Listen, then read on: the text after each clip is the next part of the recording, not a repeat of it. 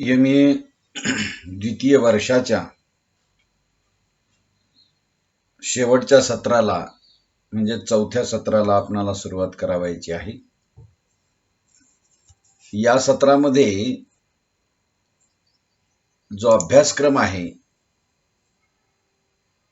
तो असा आहे, पेपरचं जे नाव आहे ते HMARC, पेपर क्रमांक 652, वाङ्मय प्रकाराचा अभ्यास, कविता आणि कादंबरी असा पेपरचं नाव आहे।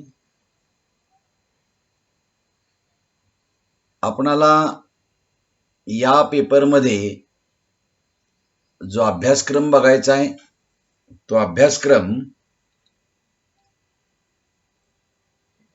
तुम्हाला मी सुरुवातीला सांगतो आणि नंतर एका एका भागाचा आपल्याला सविस्तरपणे विचार करायचा आहे। याच्यामध्ये वाङ्मय प्रकारांचा अभ्यासामध्ये वाङ्मयाचे प्रकार कोणकोणते ते बघायचे, त्याचे विशेष काय आहेत ते बघायचे। सुरुवातीला मग आपल्याला कविता हा वाङ्मय प्रकार बघायचा आहे, त्याची संकल्पना, कविता या वाङ्मय प्रकाराचं स्वरूप कसं आहे, त्याची वाटचाल कशी झालेली आहे किंवा त्याची परंपरा कशी आहे, कवितेचे घटक कोणते आहेत, कवितेचे प्रकार कोणते आहेत, आणि हे सगळं कवितेच्या संदर्भानं सैद्धांतिक चर्चा झाल्यानंतर मग आपणाला जी नेमलेली साहित्य कृती आहे, संदीप जगदाळे यांची कविता संग्रह जो आहे तो असो आता चाड हा कविता संग्रह मग बघायचा। आणि या कविता संग्रहाच्या मध्ये कोणकोणत्या गोष्टी बघायच्यात, या कविता संग्रहाचा आशय काय आहे, त्या कवितेतला त्या संबंध कविता संग्रहामध्ये आलेल्या ज्या कविता आहेत त्या एकूणच कोणता आशय प्रकट करतात, कोणती मूल्य मांडतात, या कवितेची भाषाशैली कशी आहे, आणि मराठी कवितेमध्ये या कविता संग्रहाचं किंवा या कवितेचं काय स्थान आहे, हा एवढा भाग या कविता संग्रहाच्या निमित्तानं आपल्याला बघायचा आहे। त्याच्यानंतर जो पुढचा टॉपिक आहे तो म्हणजे कादंबरी वाङ्मय प्रकार, याच पेपर मधला दुसरा जो भाग आहे पार्ट, त्याच्यामध्ये कादंबरीची संकल्पना बघायची आहे, कादंबरीचं स्वरूप बघायचंय, कादंबरी या वाङ्मय प्रकाराची जी वाटचाल किंवा परंपरा कशी आहे ते बघायचे,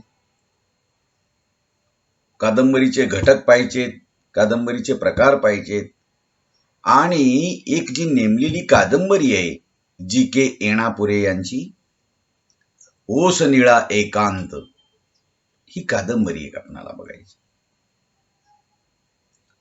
आता ही कादंबरी सगळी बघितल्यानंतर त्याच्यामध्ये कोणत्या गोष्टींचा विचार करायचा आहे, तर या कादंबरीचा आशय काय आहे, त्या कादंबरीमधून कोणतं मूल्यभान आपणाला येतं, कोणता मूल्य विचार आपल्याला दिला जातो आपणाला, या कादंबरीची भाषा शैली कशी आहे, भाषा वैशिष्ट्य काय आहेत, आणि मग ही शेवटी ही जी कादंबरी आहे ही कादंबरी मराठी साहित्यामध्ये किंवा मराठी कादंबरी वाङ्मयामध्ये तिचं जे स्थान आहे त्या स्थानाचा विचार आपणाला करायचा। हा सगळा जो अभ्यासक्रम आहे तो अभ्यासक्रम आपणाला एकूण 60 तासिकांच्या मध्ये पाहायचा आहे, त्याची एक वर्गवारी दिलेली। आता हे पाहत असताना आपणाला सुरुवातीलाच मी तुम्हाला कविता म्हणजे काय, कवितेचं स्वरूप, कवितेची संकल्पना इथून सुरुवात करणार आहे। कवितेच्या संदर्भात आपण जर बघितलं तर मानवी संस्कृतीच्या अगदी प्रारंभ काळापासून काव्य, कवितेला काव्य ही संज्ञा संपूर्ण अंगाला व्यापून राहिलेली आहे। खरं तर कवितेचा जन्मच मुळी भाषेबरोबर झाला असं मानलं जातं, कारण माणसाच्या वाणीचा जो पहिला आविष्कार बाहेर पडला तो आविष्कारच पूर्णतः सर्जनशील स्वरूपाचा होता. आणि म्हणून काव्य या संकल्पनेची जी बीज आहेत ना, ही बीज या सर्जनशील प्रकाराच्या आविष्काराशी जोडलेली आहे. मानवी वाणी जी आहे, ही मानवी वाणी आवाज ध्वनी अखंडपणे सर्व काळ केवळ सर्जनशील ह्या एकाच पातळीवरती राहत नसते, तर त्याच्या जोडीला तिची स्थिती आहे, तिचं सांकेतिक रूप आहे, हे आपल्या लक्षात येतं. अगदी सुरुवातीला वाणी ही मौखिक रूपात होती आणि मग ती नंतरच्या काळामध्ये लिखित रूपात प्राप्त झाली. भाषेची देखील गद्य आणि पद्य अशी दोन्ही भागामध्ये विभागणी झाली. आणि या संबंध प्रक्रियेच्या कालखंडामध्ये लहान मोठे आविष्कार घडत असताना त्याची वेगवेगळी नावं धारण करून तयार झाली आणि मग काव्य ह्या एका संज्ञेखाली ती आली. आणि म्हणून काव्याच्या संकल्पनेच्या संदर्भाने जर आपण विचार केला, काव्य म्हणजे काय, कविता म्हणजे काय, तर एकच एक असं काही मत आढळत नाही. कारण काव्याच्या संदर्भानं जे जे आविष्कार झाले मानवी जीवनात, ते आविष्कार काही व्यावहारिक पातळीवर, काही आकृतिक पातळीवर, काही कलात्मक पातळीवर, अशा वेगवेगळ्या पातळीवरचे झालेले. आणि म्हणून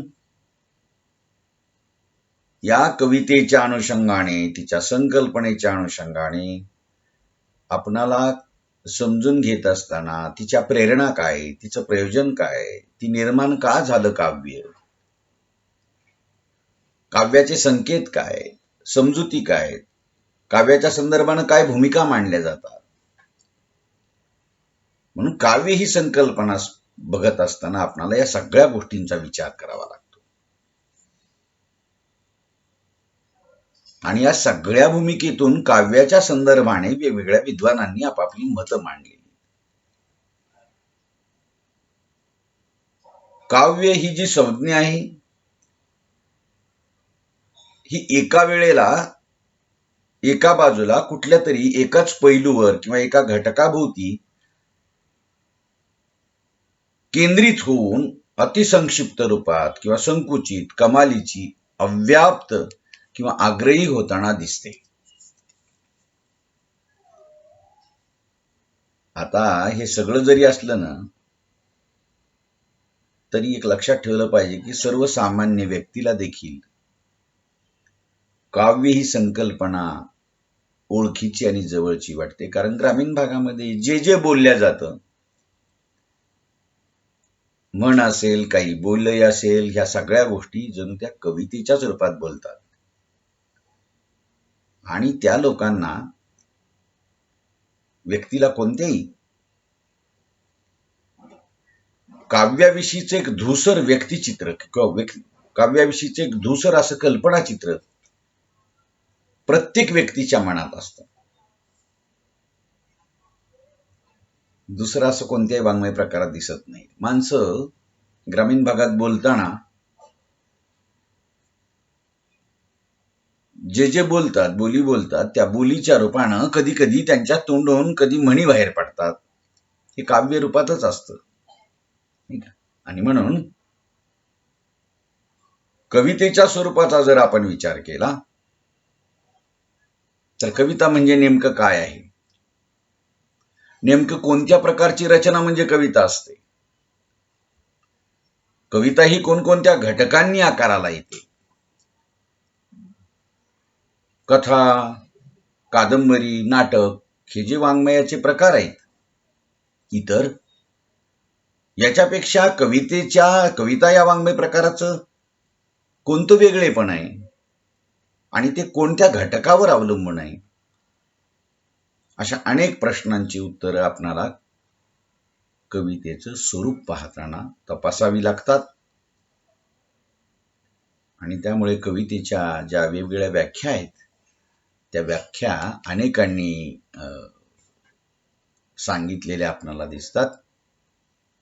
प्राचीन काळापासून अगदी भारतीय साहित्यशास्त्राच्या काळखंडापासून कविता म्हणजेच काव्य कशाला म्हणावं हे अनेक मीमांसकांनी आपापल्या परीने सांगण्याचा प्रयत्न केलेला आहे. मी एकेका गोष्टींचा विचार तुम्हाला सांगतो. शब्दार्थो सहितो काव्यम, भामहानी ही केलेली व्याख्या आहे. तर रुद्रटाने ननु शब्दार्थो काव्यम अशी केलेली व्याख्या आहे. किंवा शब्दार्थो सहितो वक्र कवी व्यापार शालिनी बंधे व्यवस्थितो काव्यम. किंवा मम्मटाने केलेली जी व्याख्या आहे ना, ही व्याख्या अशी आहे. तद्देशो शब्दार्थो सगुणो अनलंकृत पुनक्वापी. आणि विश्वनाथाची तर व्याख्या प्रसिद्धच आहे, तुम्हाला माहिती आहे, वाक्यम रसात्मकम काव्य. आणि वामन म्हणतो रीतिरात्मा काव्यसे, म्हणजेच विशिष्ट पदरचना रीती म्हणजे काव्य. आता हे भारतीय साहित्यशास्त्रकारांच्या दृष्टिकोनातून जर आपण काव्याच्या संदर्भानं विचार केला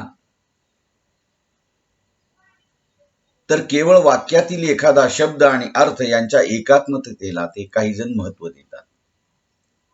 तर कुंतलाने काव्यातील सूचक अर्थ महत्वाचा मानला. विश्वनाथाने रसपूर्ण म्हणजेच भावपूर्ण वाक्य म्हणजे काव्य असं त्यांनी म्हटलं.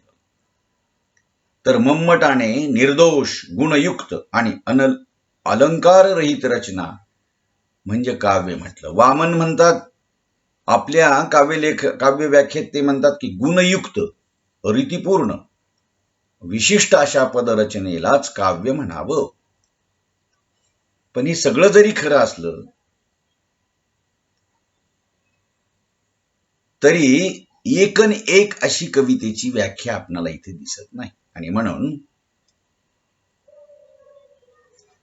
कवितेमध्ये शब्द अर्थ नाद लय हे घटक येतात आणि या घटकाची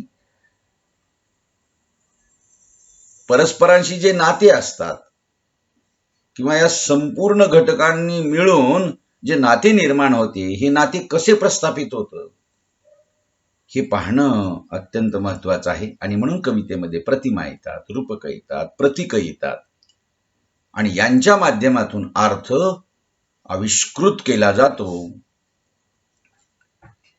शब्दांची जी योजना असते किंवा ओळींची जी मांडणी असते यांच्यामधून नाद अर्थाची लय निर्माण केली जाते आणि या सर्वांमधून जो एकात्म स्वरूपाचा अर्थ त्याच्या नाद लयीसह जो सूचित होतो त्याला काव्यार्थ म्हणा असे आपणाला कळतं. कवितेतील अर्थ काव्यार्थाच्या पातळीवर गेल्यामुळे तिला एक सूत्र लागते आणि या सूत्रामुळे कवितेमध्ये एकात्मता निर्माण होते. म्हणून कवितेतील भाषिक घटक अर्थ घटक हे एकमेकाशी अविभाज्यपणे जोडलेले असतात. भाषा आणि अर्थ शब्द आणि अर्थ हे एकमेकाशी जोडलेले असतात आणि म्हणून शब्दांची नादमयता किंवा ओळींच्या मांडणीतून निर्माण होणारी लय ही अर्थ घटकांना परिपूर्णता प्राप्त करून देते. म्हणूनच आशय आणि अभिव्यक्ती शब्द आणि त्यातून आविष्कृत होणारा अर्थ या दोन्हींच्या मध्ये अभिन्नता असते. यालाच कवितेतील सेंद्रिय एकात्मता असं म्हणतात. आणि म्हणून कवितेच्या अस्तित्वाचा मूल घटक म्हणून सेंद्रिय एकात्मतेचा कवितेच्या संरचनेमध्ये त्या घटकाला अत्यंत महत्वाचं, त्या मूल घटकाला अत्यंत महत्वाचं स्थान असतं. आशय आणि अभिव्यक्ती वेगळं करता येत नाही, शब्द आणि त्यातून आविष्कृत होणारा अर्थ वेगळं करता येत नाही. ही एक अभिन्न अशी रचना असते आणि ही कविता असते असं आपल्याला म्हणता येईल. एक साधारणपणे कवितेच्या संदर्भानं हे इथं केलेलं प्रास्ताविक आहे. मी तुम्हाला उद्यापासून कवितेच्या वेगवेगळ्या व्याख्या आणि त्या व्याख्यांचे अर्थ या सगळ्या गोष्टी आपणाला सविस्तर बघायच्या आहेत. तोपर्यंत आपण आज इथं थांबूया. ठीक आहे.